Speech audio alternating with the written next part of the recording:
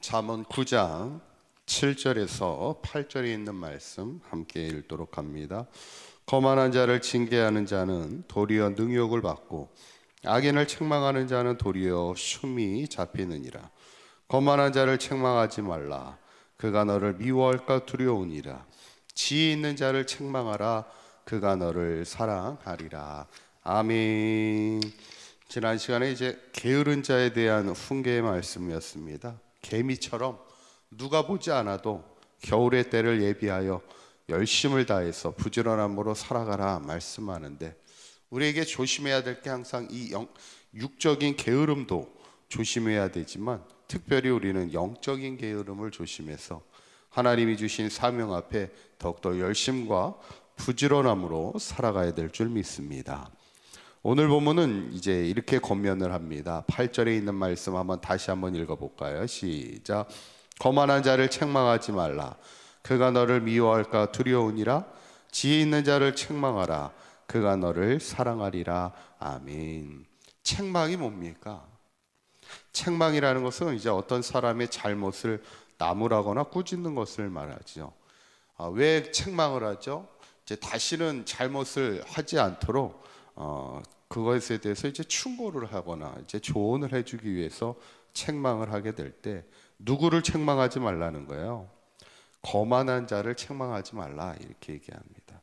거만한 자는 누굽니까? 거만한 자는 이렇게 자기가 우월하다고 생각하는 사람이에요. 그래서 다른 사람을 업신여기는 태도를 가진 사람들이 이제 거만한 사람이에요. 그래서 내가 최고이기 때문에요, 다른 사람의 말에 그렇게 귀를 기울이지 않는 사람이 거만한 자입니다. 그런데 만약에 그런 거만한 자를 책망하면 그 사람은 어떻습니까?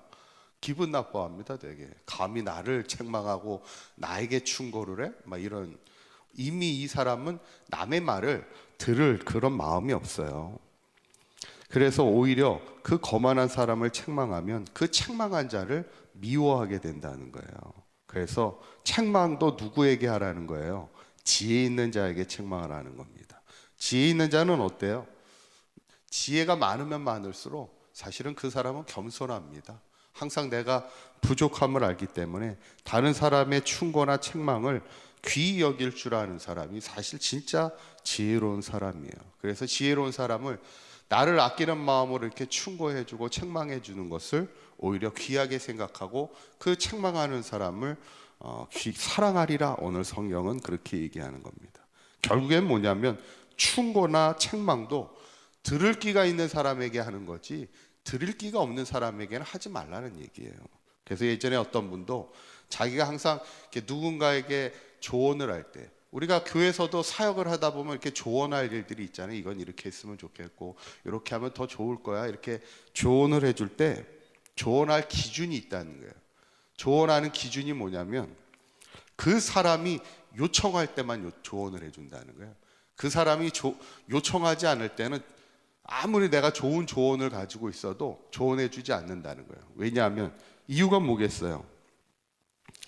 들을 마음이 없는 사람에겐 조언할 필요가 없다는 거예요. 이미 내가 이렇게 어려운 일이 있고 이렇게 할 때 내가 어떻게 할지 잘 모르겠는데 어떻게 생각하냐 이렇게 조언을 요청할 때는 이 사람이 어때요? 들을 끼가 있는 겁니다. 그럴 때는 얼마든지 자기가 조언을 해줄 수 있다는 거예요. 그런데 묻지도 않는데 괜히 뭐 조언해 준다고 얘기해봐야 그 사람은 이미 들을 마음이 없으면 그 조언은 오히려 유익이 없다는 거예요. 오히려 괜히 들을 마음이 없는데 해봐야 뭐 서로 불편해지기만 하죠. 그런데 오늘 말씀을 가만히 보면 우리가 누군가를 조언하고 충고하거나 책망할 때도 들을 끼가 있는 사람에게 하는 거지 들을 끼가 없는 사람한테는 굳이 할 필요 없다는 얘기는 결국 뭐겠어요? 우리의 인생은 누군가의 조언을 들을 그런 지혜로운 인생이 되라는 겁니다. 거꾸로 얘기하면 이것을 잘 보여주는 사건이 저는 다윗의 사건입니다. 다윗이 압살롬, 자신의 아들 압살롬이 반역을 일으키고 결국 다윗에게서 도망갈 수밖에 없는 그런 좀 어려운 상황 속에서 그때 누가 다윗을 괴롭히냐면 시므이라는 사람이 다윗을 향해서 막 저주를 퍼붓고 막 돌을 던지는 그런 행위를 합니다. 그러니까 얼마나 왕으로서 치욕적인 순간입니까? 옆에 있던 군대 장관이었던 아비새가 다윗에게 이렇게 얘기하죠. 청하건대 제가 건너가서 저 시므의 머리를 베고 오겠다고. 어디 감히 왕에게 저런 저주를 퍼붓고 돌을 던지고. 그때 다윗이 뭐라고 얘기를 하냐면 이렇게 얘기합니다. 사무엘하 16장 10절에 있는 말씀 한번 읽어봅니다. 시작. 왕이 이르되 수리아의 아들들아 내가 너희와 무슨 상관이 있느냐. 그가 저주하는 것은 여호와께서 그에게 다윗을 저주하라 하심이니 내가 어찌 그리하였느냐 할 자가 누구겠느냐. 아멘. 뭐라고 얘기하냐면 그가 저주하는 것이 여호와께서 그에게 다윗을 저주하라 하심이니. 이 얘기는 뭐냐면 이거는 뭐 단순히 뭐 조언하거나 책망하는 정도가 아니잖아요. 막 저주를 퍼붓고 있잖아요. 근데 그 저주의 말 속에서도 그것이 오히려 하나님이 그에게 시켜서 나에게 하는 말일 수 있다는 얘기예요. 그러니까 저주의 말 속에서도 하나님이 하시는 말일 수 있다는 것을 내가 듣겠다는 얘기입니다. 그러니까 참 다윗의 말이 얼마나 위대한 신앙의 그리고 얼마나 겸손한 사람인가를 우리에게 보여주는 겁니다. 그러면서 그 다음 12절의 9절에 보면 이렇게 얘기하는 거예요. 한번 읽어봅니다. 시작.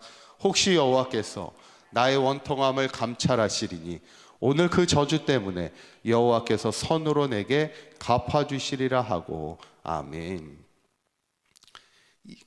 설령 그것이 하나님의 뜻이 아니고 하나님이 시키신 저주의 말이 아니면 하나님께서 나의 원통함을 풀어주십시오 이 얘기를 하는 거예요. 그리고 하나님이 나중에 내가 이 저주의 말 속에서도 내가 참고 기다릴 테니 하나님께서 선으로 나에게 갚아주십시오 이렇게 얘기하는 거예요.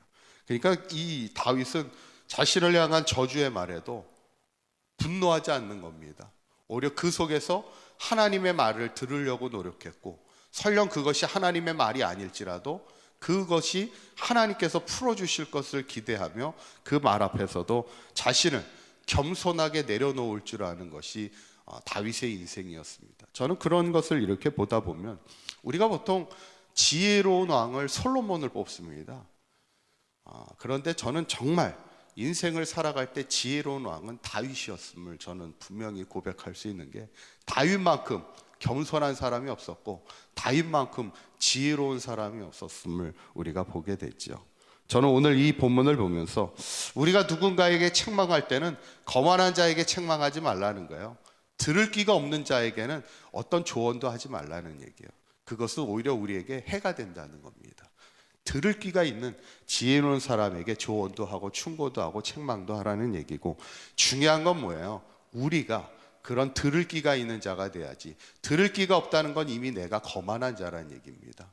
내가 들을 끼가 있어서 어떤 누군가의 조언이 있고 누군가 나를 책망하고 오늘 다윗처럼 누군가 나를 막 저주하고 비난할지라도 그 속에 오히려 하나님의 음성이 있음을 우리가 기억할 수 있을 정도라면 그것이 정말 겸손하고 지혜로운 인생이라는 것을 우리에게 말씀함을 보면서 항상 우리가 하나님의 말씀 앞에 누군가를 통해 나에게 주시는 그 음성을 들을 줄 아는 지혜롭고 겸손한 삶을 살아갈 수 있는 저와 여러분의 삶이 되시기를 주님의 이름으로 간절히 축원합니다.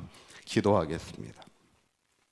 고맙고 감사하신 하나님, 우리의 삶이 누군가의 책망 속에서도 하나님의 음성을 들을 수 있는 지혜로운 마음을 갖게 하여 주셔서 우리가 이 땅을 사는 동안 거만한 자가 되지 않게 하시고 오직 하나님 앞에 겸손하여 하나님만을 붙들며 하나님의 음성 앞에 내 자신을 지혜롭게 내려놓을 수 있는 믿음의 삶이 되게 하여 주시옵소서.